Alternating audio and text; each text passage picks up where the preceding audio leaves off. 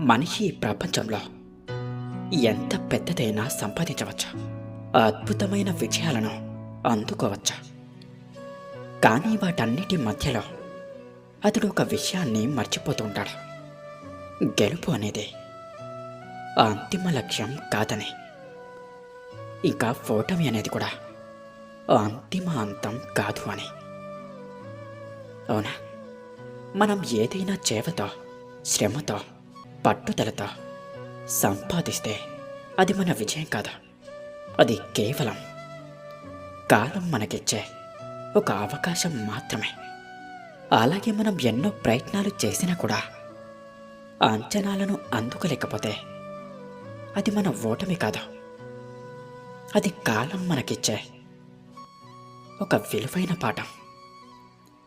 కాలం అన్నది మనకు గురువు లాంటిది. అది మనకి ప్రతి